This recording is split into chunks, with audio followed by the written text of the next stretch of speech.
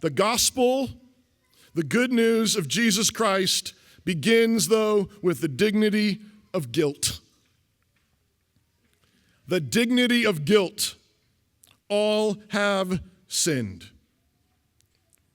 And the first step towards healing is found in this parable.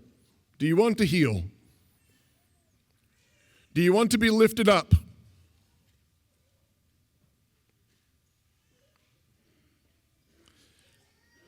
Jesus says it comes by bowing your head in true humility and pleading with God.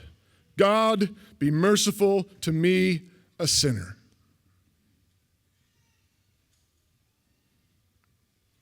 Notice that plea both acknowledges personal responsibility and helplessness and turns out of yourself and looks to God all at the same time. God, be merciful to me, a sinner.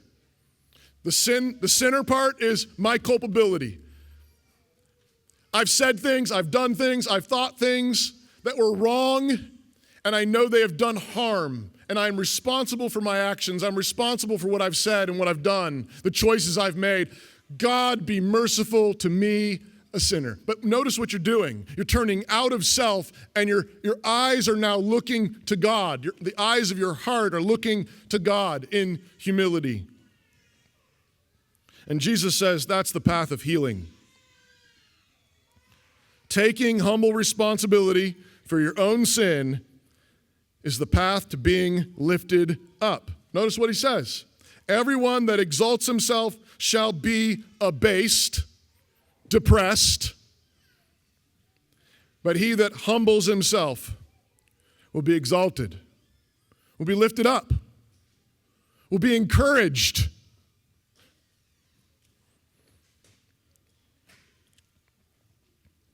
In 1 Peter 5, there's another summary of this. 1 Peter 5, verse 5 says, God resists the proud, but gives grace to the humble.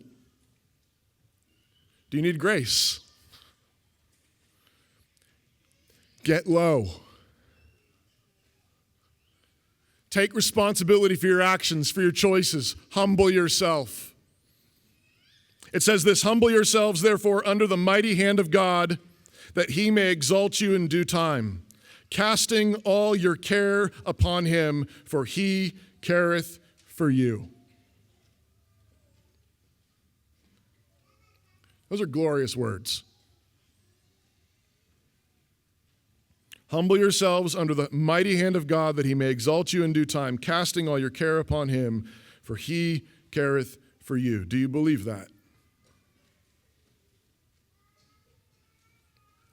You say, well, I tried that, Pastor. I've tried that. Well, sometimes we talk about casting our cares upon God. We talk about them a lot. I'm casting my cares upon God. I'm casting my cares upon God. And we don't actually cast our cares upon God. You know you're supposed to. You know that's the right thing to do, but you don't actually do it. You don't actually look to God as a real person, a real being who exists, and you say, God, please take this. The Psalms are wonderful for this. You pray the Psalms. That's why we love singing the Psalms. That's why a lot of the hymns we sing are psalm-based. They're based on the Psalms. It ought to be encouragement to you. God made a book of 150 of his favorite prayers. Right? There's 150 prayers that God says, you're going to need these. And a number of them are things like,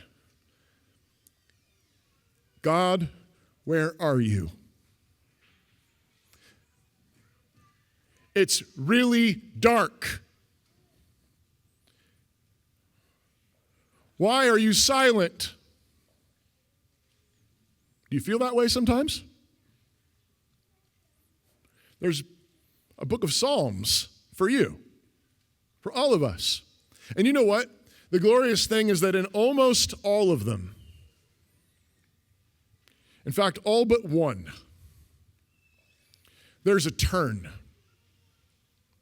The psalmist cries out, he cries out, he cries out, he cries out, and then there's a turn in the psalm. And in the psalm he says, I know I've been heard. I know salvation will come for me out of Zion. I know my God lives and he is my rock and my fortress and my salvation. Sometimes you've got to pray until you've been heard. I know we're not charismatics, but that's true. You need to pray until you're heard. You need to pray until you've cast your cares on him. You need to pray until you've actually done it.